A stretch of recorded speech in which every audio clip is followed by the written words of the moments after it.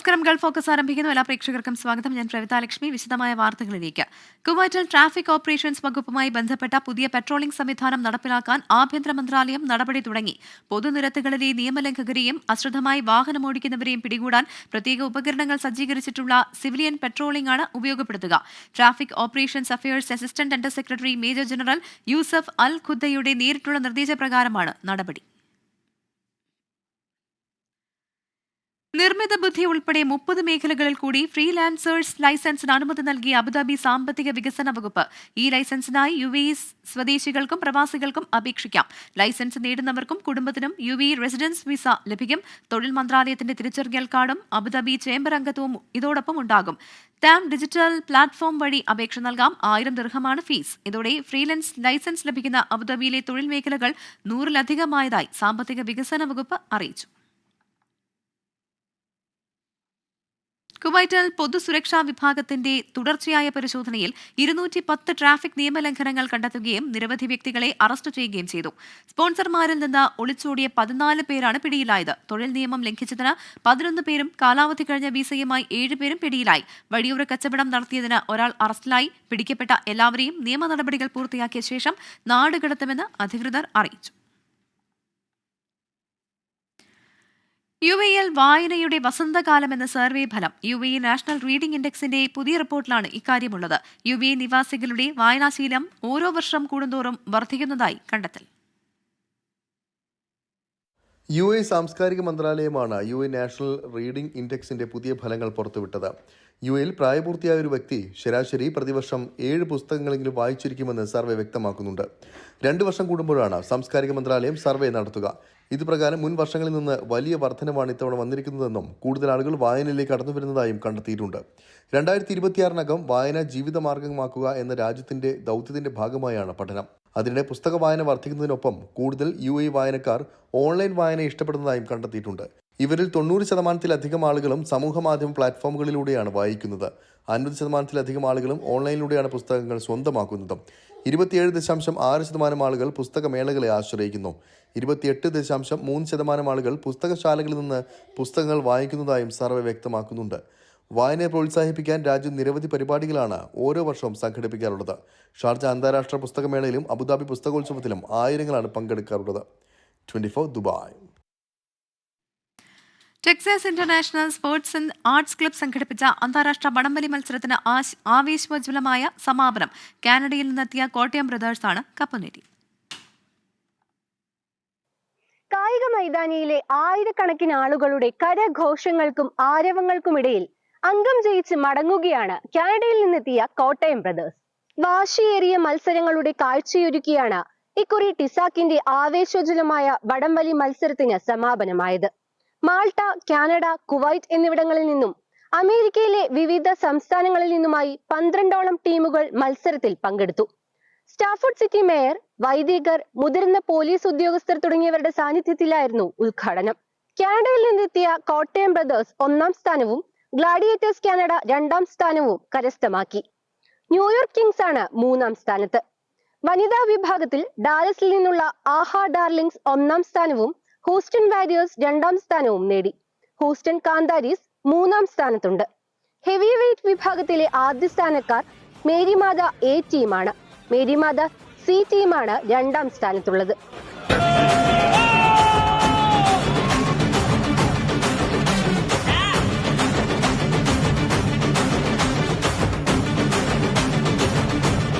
അടുത്ത മാമാങ്കത്തിന് വീണ്ടും കണ്ടുമുട്ടാമെന്ന വാക്കിൽ ടീമുകളും സർപ്രൈസുകൾ ഒരുക്കി വീണ്ടും എത്താമെന്ന ഉറപ്പിൽ ടിസാക്കിന്റെ അമരക്കാരും കായിക മൈതാനിയിൽ നിന്ന് മടങ്ങുകയാണ്. നീനു ചേലാടൻ, 24 USA.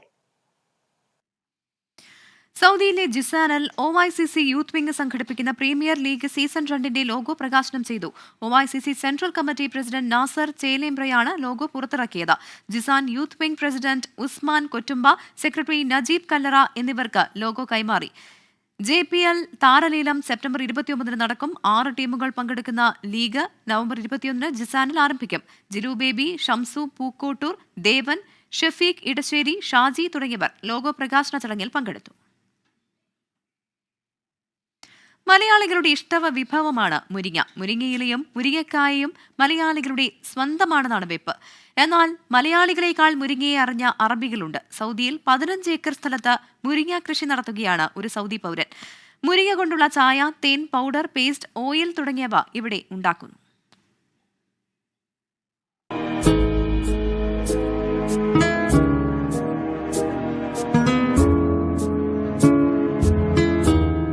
മുരിങ്ങ ഇല കൊണ്ട് ഉപ്പേരി ഉണ്ടാക്കാം.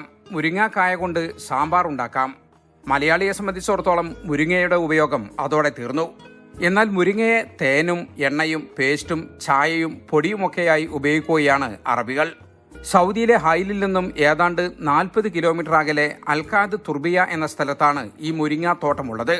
15 ഏക്കർ സ്ഥലത്ത് 10,000-ലധികം വരുന്ന മുരിങ്ങ മരങ്ങൾ. ഇതിന്റെ ഔഷധ ഗുണം പഠിച്ചു മനസ്സിലാക്കി സൗദി പൗരനായ അബ്ദുൽ അസീസ് അൽ ഉബൈദയാണ് ഈ കൃഷി തുടങ്ങിയത്. നടത്തിക്കൊണ്ടുപോകുന്നത് നിലമ്പൂർ കരുളായി സ്വദേശികളായ ബീരാനും സഹോദരൻ ഷിഹാബും. ഈ മുരിങ്ങയിൽ നിന്ന് ഒരു കിട്ടാവുന്ന എല്ലാ ഉൽപ്പന്നങ്ങളും ഞങ്ങൾ ഇതിന് തയ്യാറാക്കി എടുക്കുന്നുണ്ട്. 6 രാജ്യങ്ങളിൽ നിന്നുള്ള വ്യത്യസ്ത ഇനം മുരിങ്ങാ ചെടികൾ ഇവിടെയുണ്ട്. പ്രമേഹം, കൊളസ്ട്രോൾ തുടങ്ങിയവർക്ക് ഉപയോഗിക്കാവുന്ന ഔഷധ ഗുണമുള്ള ചെടിയായതുകൊണ്ട് തന്നെ ഡോക്ടർ മുരിങ്ക എന്നാണ് ഇതിനെ സൗദികൾ വിളിക്കുന്നത്. اليوم احنا في مزرعة المورينجا ودكتور مورينجا، سواء من بودرة المورينجا المستخرجة من الأوراق أو كذلك من البودرة المستخرجة من القرون أو العسل المستخرج من زهور المورينجا. കേരളത്തിൽ മുരിങ്ങ സുലഭമായി ലഭിക്കുമെങ്കിലും പാഴാക്കി കളയുകയാണെന്നാണ് ഇവരുടെ പരാതി.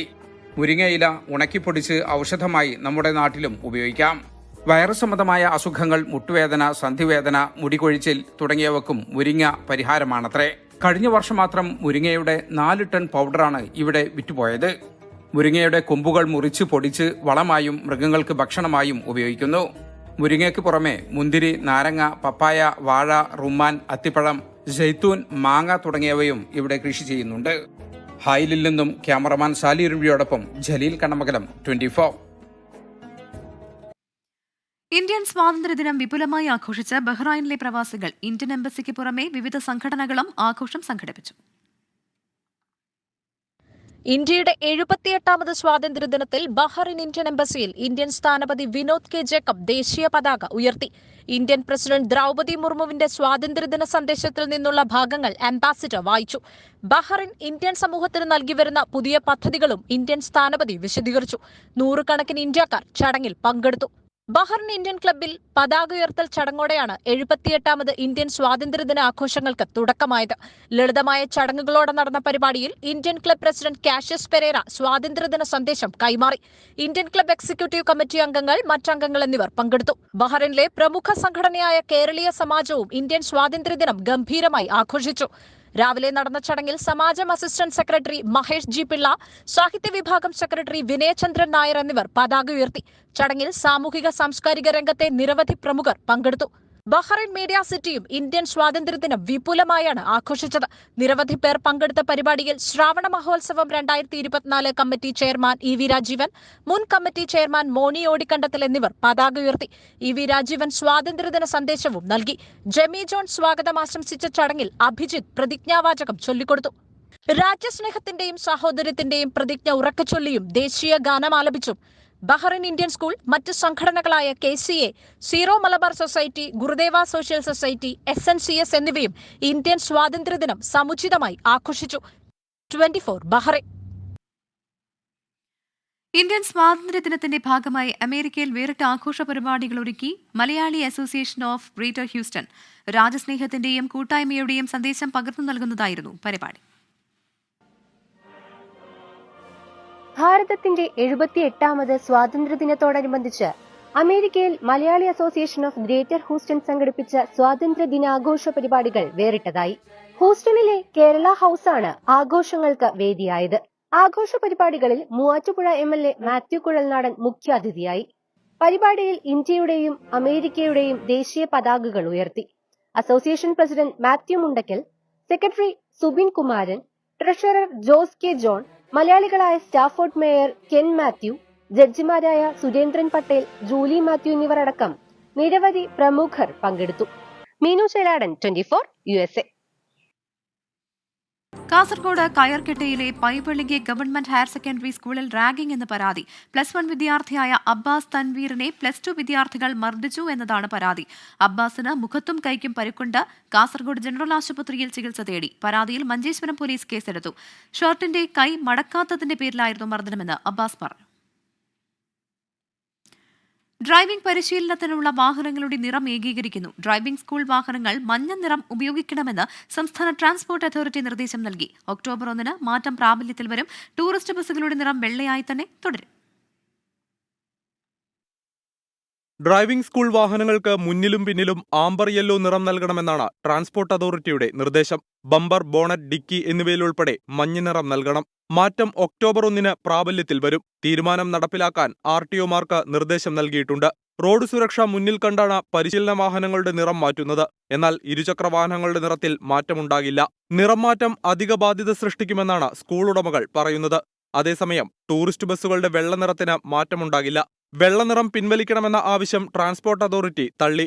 ഡ്രൈവിംഗ് സ്കൂൾ ഉടമകളും ടൂറിസ്റ്റ് ബസ് ഓപ്പറേറ്റർമാരുമായി നേരത്തെ ചർച്ചകൾ നടന്നിരുന്നു. പിന്നാലെ നടന്ന ട്രാൻസ്പോർട്ട് അതോറിറ്റിയുടെ യോഗത്തിലാണ് പുതിയ തീരുമാനം.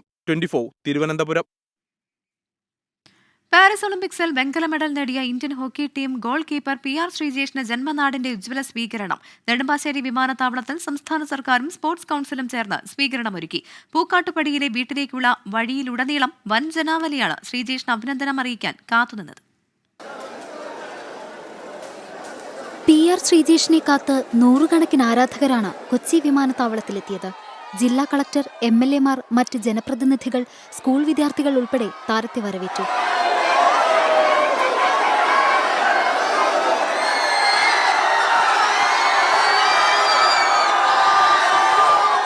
ഒപ്പം നിന്ന് നാടിനും കേരള ജനതയ്ക്കും ശ്രീജേഷിന്റെ നന്ദി. വളരെ വളരെ സന്തോഷമുണ്ട്. കൂടുതലും കുട്ടികളാണ് വന്നത്. അതാണ് എനിക്ക് ഏറ്റവും വളരെ സന്തോഷം. കാരണം ഈ ഒരു മെഡൽ ഏറ്റവും കൂടുതൽ ഇൻഫ്ലുവൻസ് ചെയ്യാൻ പോകുന്നത് വരുന്ന തലമുറ തന്നെയാണ്. നെടുമ്പാശ്ശേരിയിൽ നിന്ന് തുറന്ന വാഹനത്തിലായിരുന്നു ജന്മനാട്ടിലേക്കുള്ള യാത്ര. UC കോളേജിലെ സ്വീകരണവും ഏറ്റുവാങ്ങി വീട്ടിലേക്ക്.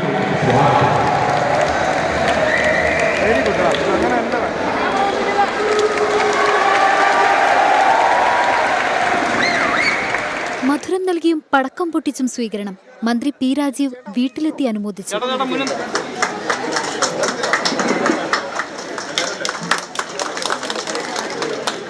നമുക്കെല്ലാവർക്കും മലയാളിയായ ഓരോരുത്തർക്കും അഭിമാനിക്കാൻ കഴിയുന്ന വിജയമാണ് നമ്മുടെ രാജ്യത്തിന് വേണ്ടി ശ്രീജേഷ് തുടർച്ചയായി നേടിത്തന്നിട്ടുള്ളത്.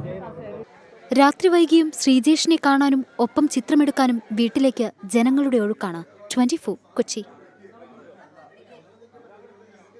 ഗൾഫ് ഫോക്കസ് പൂർണ്ണമാകുന്നു. Good night.